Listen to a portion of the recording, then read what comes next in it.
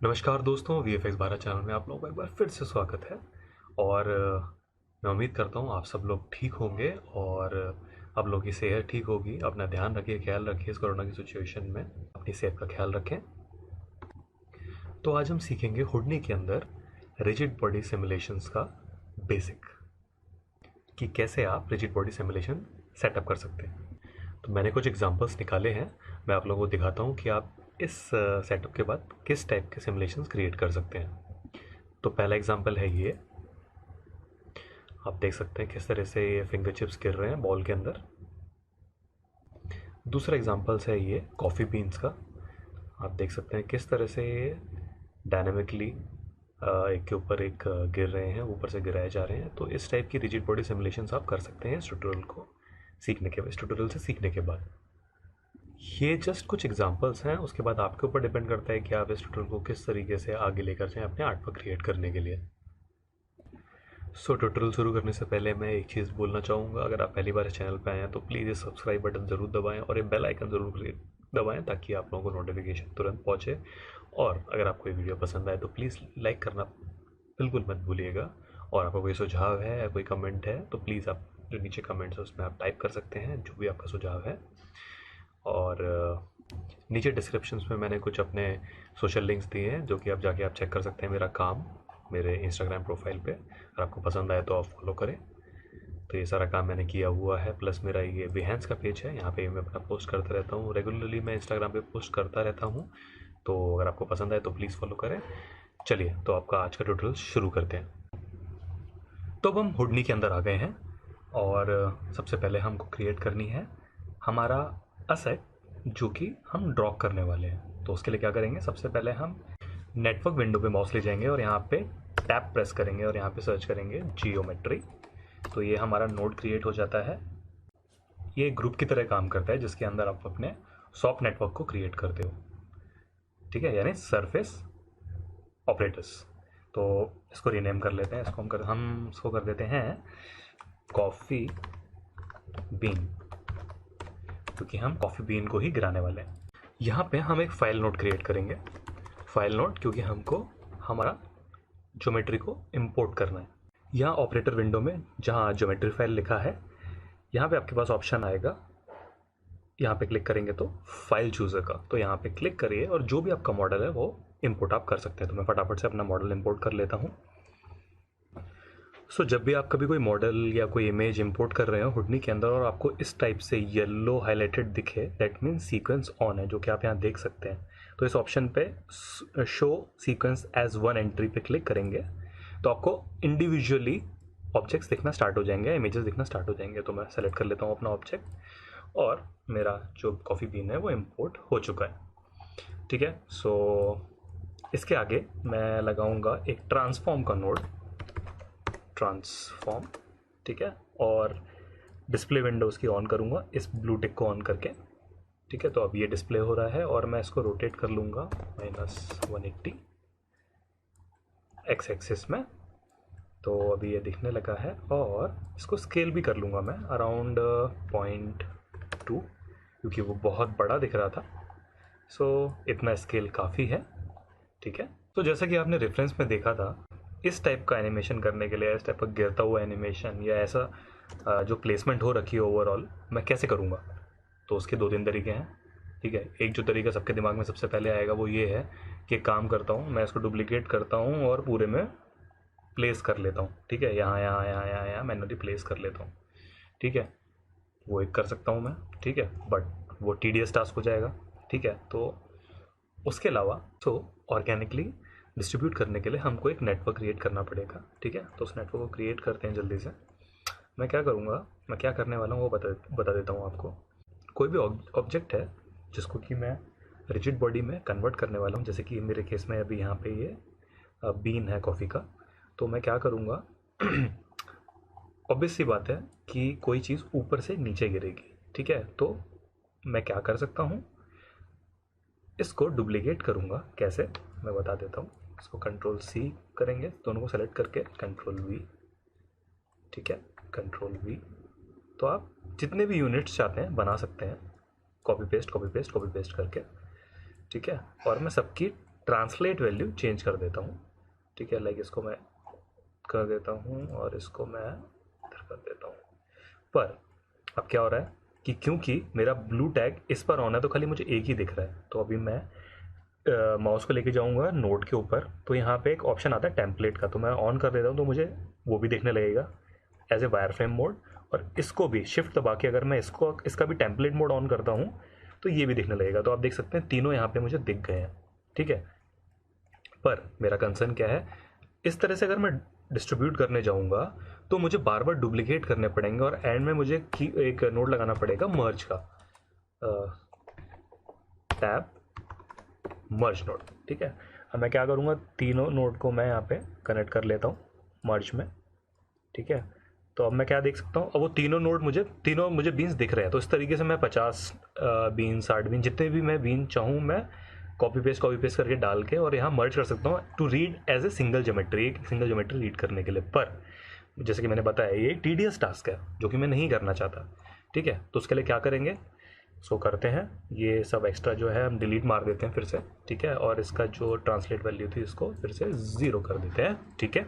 Organically distribute कैसे करना है, चलिए क्रिएट करते हैं। सबसे पहले मैं क्या करूँगा, टैब प्रेस करके स्फेयर टाइप करूँगा तो मेरा स्फेयर क्रिएट हो जाएगा। और इस ब्लू टिक पे ऑन करता हूँ ताकि मैं अपने स्फेयर को देख सकूँ, ठीक है, जो कि अभी प्रिमिटिव स्पेस में दिख रहा है।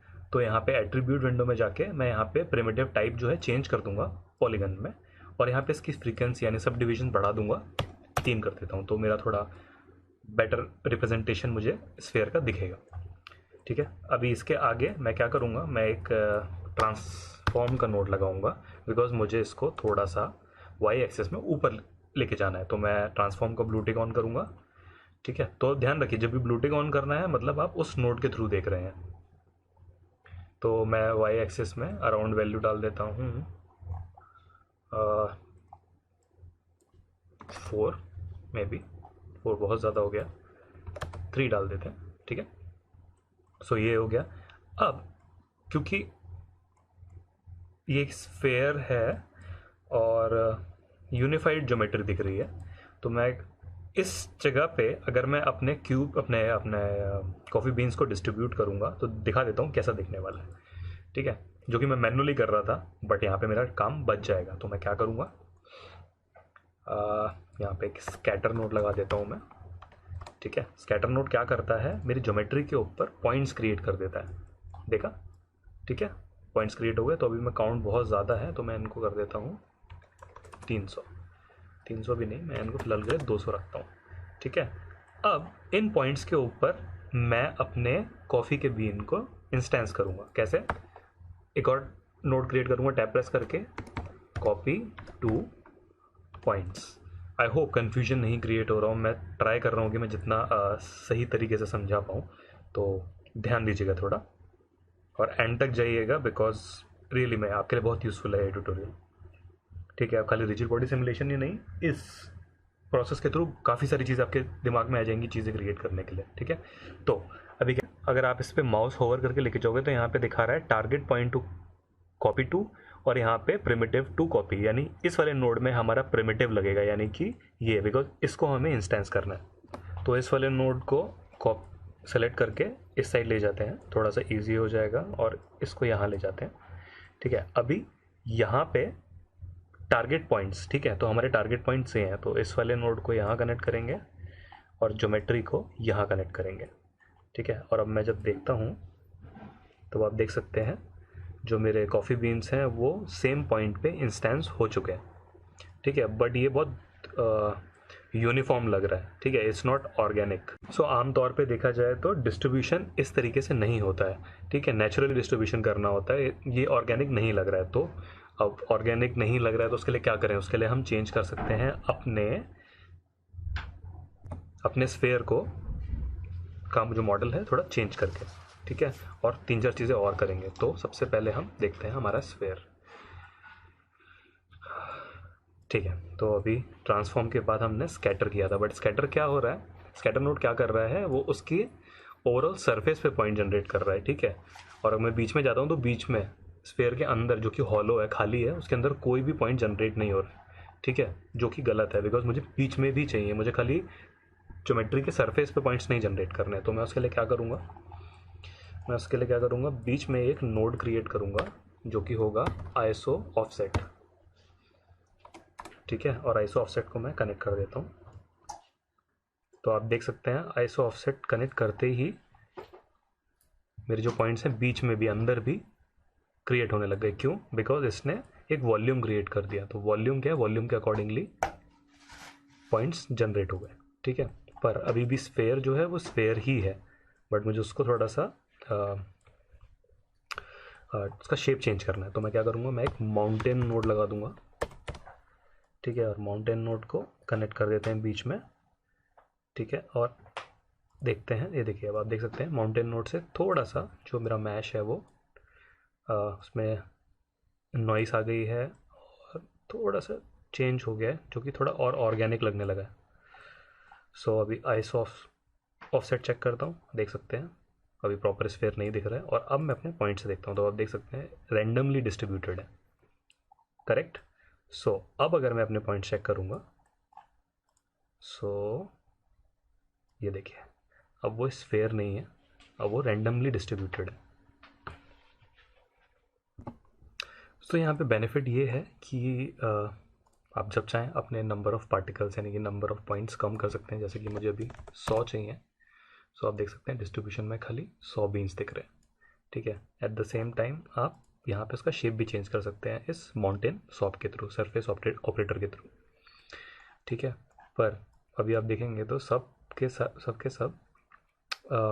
उसका ओरिएंटेशन चेंज नहीं हुआ है, ठीक है। ओरिएंटेशन सेम है, ठीक है, यानी कि रोटेशन। तो अभी मुझे उसकी इन सब की रोटेशन को रैंडमाइज करना है, ठीक है। वो मैं कैसे करूँगा, ठीक है। तो उसके लिए इसके अंदर टैब प्रेस करके मैं रैंडमाइज लिखूँगा और यहाँ पे मुझे एक नोड मिलता है एट्रीब्यूट रैंडमाइज, वो मैं स्कैटर के नीचे ऐड कर दूँगा। तो क्या कर सकते हैं, इस नोड को लेके जाइए किसी भी बीच के जो वायर के बीच में लेके जाइए और वो अपने आप आपको ऑप्शन दे देता है कनेक्ट करने का, ओके। तो ये कनेक्ट हो चुका है, बट आप देख सकते हैं कि सबको रैंडम कलर्स मिल गए। क्यों? बिकॉज मेरा जो एट्रीब्यूट है बाय डिफ़ॉल्ट CD नेम है एट्रीब्यूट का नेम, और CD रिप्रेजेंट करता है कलर को। बट हमको यहाँ पे क्या चाहिए, रोटेशन चेंज करनी है। तो हुडी के अंदर रोटेशन के लिए जो नेम है एट्रीब्यूट का वो है ओरिएंट। सो मैंने ओरिएंट टाइप किया, ठीक है। अब आप देख सकते हैं कलर का नोड चला गया बट कोई भी रोटेशन चेंज नहीं हुई, ठीक है। तो उसके लिए मुझे क्या करना पड़ेगा, डायमेंशन चेंज करने पड़ेंगे। यहाँ पे 3 की जगह 4 करना पड़ेगा। अब आप देख सकते हैं 4 करते ही सबको रैंडम रोटेशन मिल गई है, ठीक है। सो इस तरीके से आप रैंडमाइज कर सकते हैं रोटेशन को, ठीक है। स्केल भी चेंज कर सकते हैं। इस वाले में मैं स्केल नहीं चेंज करने वाला हूँ बिकॉज मुझे स्केल सबका सेम चाहिए, ठीक है। बट अगर आपको स्केल चेंज करना है तो आप वो भी कर सकते हैं, बता देता हूँ कैसे। फिर से आप रैंडमाइज एट्रीब्यूट रैंडमाइज क्रिएट करें, फिर से माउस उसको लेके जाएं लाइन के बीच में और ये फिर से कनेक्ट हो गया है। और यहाँ पे एट्रीब्यूट नेम में CD की जगह अब की बार आप लिख दें P स्केल। सब आप देख सकते हैं सबके स्केल चेंज हो गए, रैंडमाइज स्केल हो गया, ठीक है। और आप यहाँ पे इन वैल्यूज़ से कंट्रोल कर सकते हैं। वो मैं फिर किसी और ट्यूटोरियल में किसी और जब जहाँ ज़रूरत पड़ेगी उसके हिसाब से बताऊँगा, बट फिलहाल अभी हमें ज़रूरत नहीं है इसकी, ठीक है। तो अभी मुझे रैंडम रोटेशन भी मिल गया, ठीक है। अब यहाँ तक तो चलिए ठीक हो गया। अब क्या, ठीक है।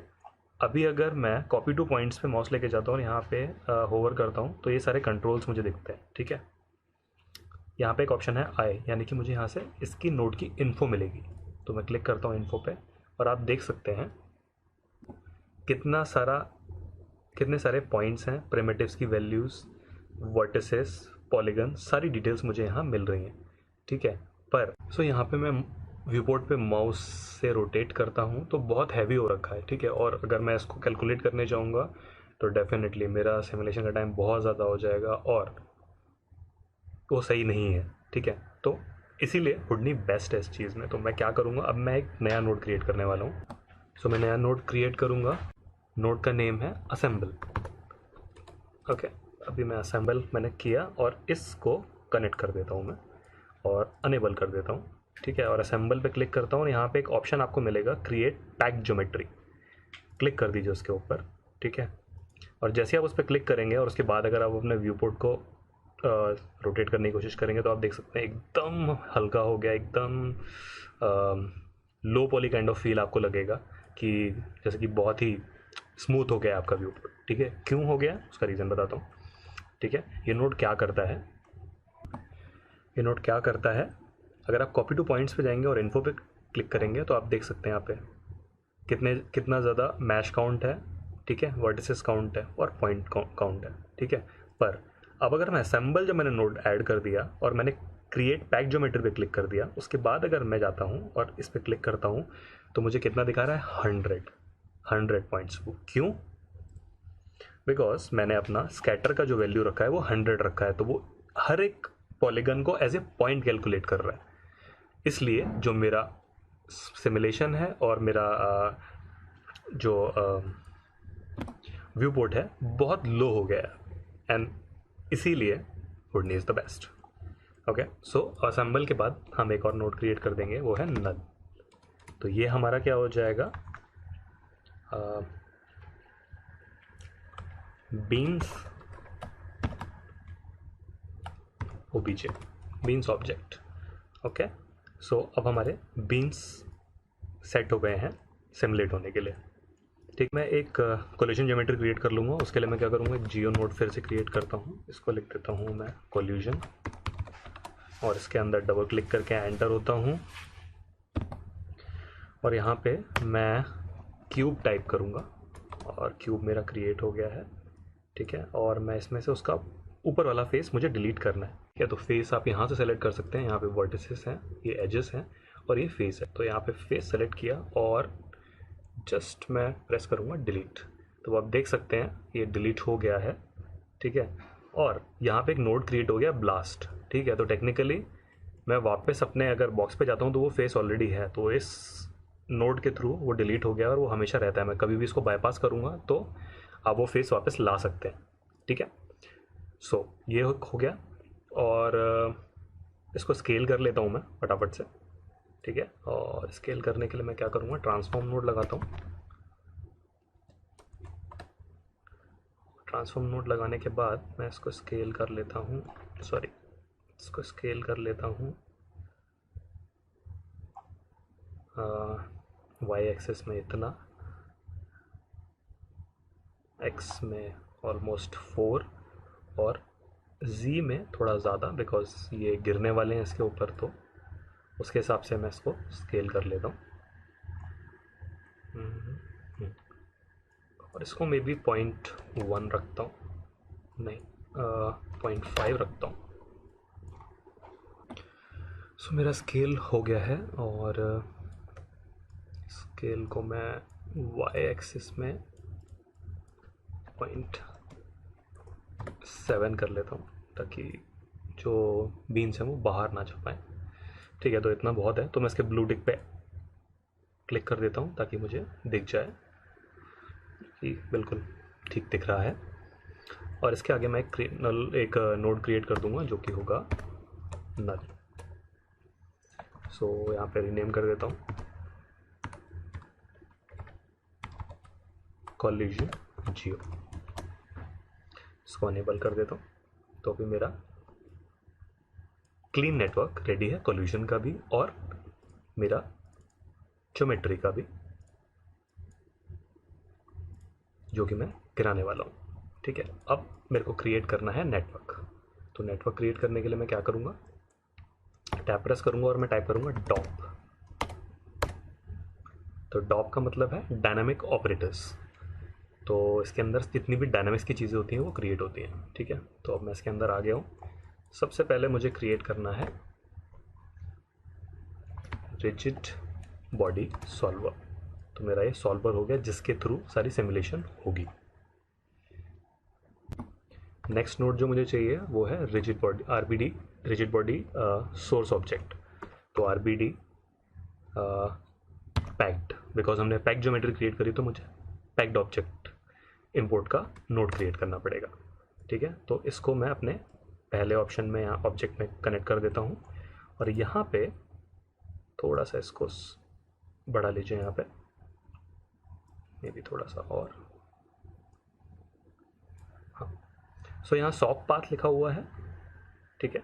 सरफेस ऑपरेटर का जो पाथ है वो आपको देना पड़ेगा। यहाँ पे फाइल चूज़र में जाएंगे और यहाँ कॉफ़ी बीन पे क्लिक करेंगे और यहाँ पे बीन जो कि हमने नल क्रिएट किया था बीन्स ओबीजे उसको क्लिक कर देंगे, बिकॉज ये हमारा सोर्स ऑब्जेक्ट है जो गिरने वाला है। करेक्ट, ये कनेक्ट हो गया। प्लस अभी मुझे फोर्स चाहिए जो कि ग्रेविटी, तो मैं एक ग्रेविटी फोर्स क्रिएट कर लेता हूँ। ठीक है, इसको यहाँ कनेक्ट किया और ग्रेविटी को आउटपुट में। ओके, पर अभी कोलिजन ज्योमेट्री मैंने ऐड नहीं करी है, तो उसके लिए क्या करूँगा, स्टैटिक ऑब्जेक्ट क्रिएट करूँगा मैं और एक मर्ज का नोड क्रिएट करूँगा जो कि मेरा ग्रेविटी और स्टैटिक ऑब्जेक्ट को मर्ज करेगा इस तरीके से, और कनेक्ट कर देता हूँ। तो अभी मेरा हर चीज़ कनेक्ट हो गई है। स्टैटिक ऑब्जेक्ट में जाके मैं सॉफ्ट पाथ के अंदर फिर से सेलेक्ट कर लूँगा अपना कोलिजन ज्योमेट्री, कोलिजन जियो पे। तो अभी आप देख सकते हैं आ गया है। अगर मैं इसको हटा देता हूँ तो आप देख सकते हैं ये ग्रे हो जाता है। दैट मीन्स ये इसके अंदर नहीं है, डॉप नेटवर्क के अंदर नहीं है। ठीक है, जैसे ही मैं दोबारा से सेलेक्ट करूँगा इसको तो एक गोस्टिंग इफेक्ट चला जाएगा, आप देख सकते हैं। ठीक है, तो ये हो गया। और आई गेस ऑलमोस्ट हम पहुंच गए हैं सिमुलेशन स्टार्ट करने के जगह पे। एक चीज़ अपने को और करनी है, वो है अपना जो ऑब्जेक्ट है उसका कोल्यूजन चेक करना है हमको। तो यहाँ पे स्टैटिक ऑब्जेक्ट पे क्लिक करेंगे, यहाँ ऑप्शन आता है कोल्यूजन, और यहाँ पे आपको ऑप्शन मिलेगा बुलेट डेटा, और यहाँ पे आप क्लिक करेंगे show geometry, show guide geometry. तब आप देख सकते हैं जो मेरा कोल्यूजन ज्योमेट्री है वो कम्प्लीटली पैक्ड है, बंद है। यानी कि जो मेरे ऑब्जेक्ट्स हैं वो टकराएंगे बट इसके आउटर एज से, ना कि अंदर। बट मुझे चाहिए कि वो अंदर टकराएं, तो उसके लिए मैं क्या करूँगा, जो रिप्रेजेंटेशन है ज्योमेट्री की वो यहाँ पे कॉन्वेक्स हल है, तो उसको मैं चेंज कर दूंगा कॉनकेव में। सो आप देख सकते हैं एग्जैक्टली जो मेरा सरफेस है वो उसने एज ए कोलिजन ज्योमेट्री ले लिया। ठीक है, तो अभी मैं इसको हाइड कर देता हूँ और जल्दी से सिमुलेट करके देख लेते हैं हमारा सिमुलेशन कैसा आता है। इसको मैं कर लेता हूँ अराउंड 100 फ्रेम का, और सिमुलेशन स्टार्ट करता हूँ।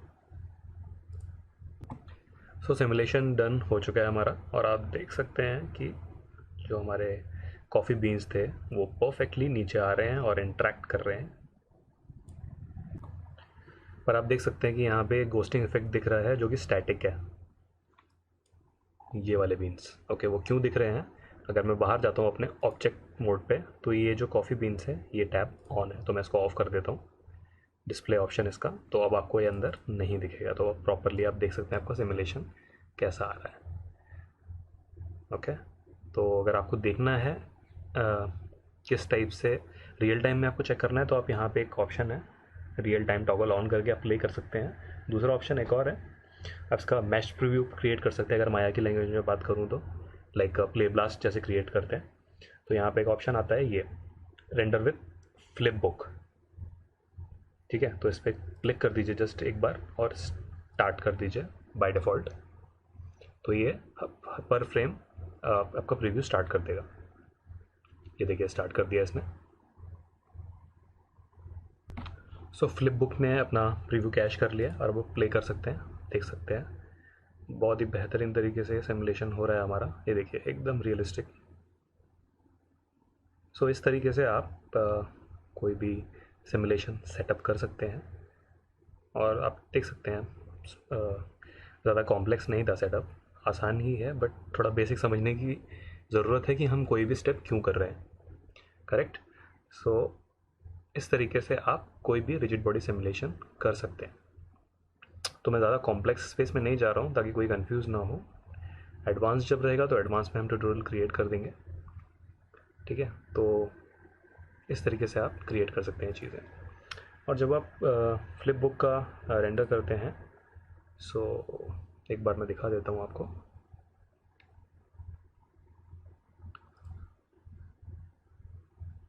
यहाँ पे राइट क्लिक करिए, flip book with new settings. Okay, यहाँ पे आप चेंज कर सकते हैं बहुत सारी चीज़ें, साइज़ चेंज कर सकते हैं। अगर आपको मैच रिव्यू HD में चाहिए, 2K में चाहिए, 5K में चाहिए, जो भी आपका रेजोल्यूशन है वो चेंज कर सकते हैं। ठीक है। प्लस आप सेव कर सकते हैं आउटपुट फाइल का, PNG सीक्वेंस चाहिए प्रीव्यूज़ के लिए, तो वो सारी चीज़ें कर सकते हैं। तो इस तरीके से आप यहाँ पे मैनिपुलेट कर सकते हैं अपने ऑप्शंस को भी। ओके, तो ये सिमुलेशन तो हो गया, पर अब मुझे इसे एक्सपोर्ट मारना है। ठीक है, तो मैं एक्सपोर्ट इसे कैसे मारूँगा? एक्सपोर्ट मारने के लिए मैं एक नया नोड क्रिएट करूँगा, उसको भी नाम दे देता हूँ, पहले जियो क्रिएट कर लीजिए। इट्स लाइक अ ग्रुप, जैसे कि मैं हमेशा बोलता हूँ, ये एक ग्रुप नोड है। ठीक है, इसको मैं कर देता हूँ आउट। इसके अंदर जाते हैं, यहाँ पे मैं क्रिएट ऑब्जेक्ट करूँगा, ऑब्जेक्ट मर्ज नोड क्रिएट करूँगा। ठीक है, और यहाँ पे ऑपरेटर चूज़र से मैं सेलेक्ट कर लूँगा अपना डॉपनेट। ठीक है, सो अब अगर मैं यहाँ पे ये ऑफ़ कर देता हूँ, ये ऑफ़ कर देता हूँ, तो आप देख सकते हैं इस नोड के अंदर ये मेरा नेटवर्क आ चुका है। डॉप नेटवर्क मैंने इंपोर्ट कर लिया है। अब यहाँ से मैं इसको एक्सपोर्ट मार सकता हूँ। तो मैं रॉ पैलेम्बिक नोड क्रिएट करूँगा लाइक ऑलवेज। यहाँ पे मैं अपना फ्रेम रेंज सेट कर दूँगा, फाइल का पाथ यहाँ से सेलेक्ट कर सकता हूँ मैं जहाँ भी मुझे सेव करना है, और यहाँ रेंडर विद टेक को यहाँ पे मैं मेन कर दूँगा।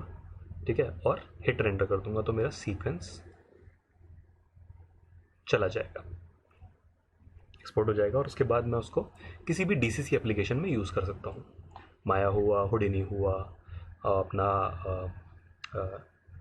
3ds Max हुआ, मोडो हुआ, ब्लेंडर हुआ, किसी में भी आप फिर उसे यूज़ कर सकते हैं। और बेस्ट पार्ट क्या है हुडनी का, अगर मेरा सिमुलेशन आपका पूरा सेट है, आप इसको फाइल को सेव एज करिए, और जस्ट आपको क्या करना है, यहाँ पे ज्योमेट्री ये चेंज करना है, और यहाँ पे आप कोई भी ज्योमेट्री ऐड कर सकते हैं, फिर वो सिमुलेशन आपका काम करेगा वैसे ही जैसे ये काम कर रहा था। तो आई होप आप लोगों को ये ट्यूटोरियल समझ में आया हो, और मेरी बताई हुई चीज़ें ठीक लगी हों। और अगर पसंद आया तो प्लीज़ चैनल को लाइक करें, सब्सक्राइब करें, और शेयर करें अपने दोस्तों के साथ। और कोई भी सजेशन है तो कमेंट में लिखें। जल्दी मैं एक नए ट्यूटोरियल के साथ वापस आऊँगा, और कोई ट्यूटोरियल आप स्पेसिफिकली बनवाना चाहते हैं तो आप मुझे कमेंट कर सकते हैं। रही बात उन लोगों की जो सीरीज़ की बात कर रहे हैं, जो बात कर रहे हैं कि डेली ट्यूटोरियल्स अपलोड करिए, मैं ट्राई करता हूँ, बट बिकॉज ऑफ ऑफिस का काम और सारी चीज़ों की वजह से डेली पॉसिबल नहीं है। बट मैं ट्राई करता हूँ कि हफ्ते में एटलीस्ट एक ट्यूटोरियल तो क्रिएट करूँ, और अगर टाइम रहा तो डेफिनेटली 2 या 3 ट्यूटोरियल भी मैं क्रिएट करूँगा।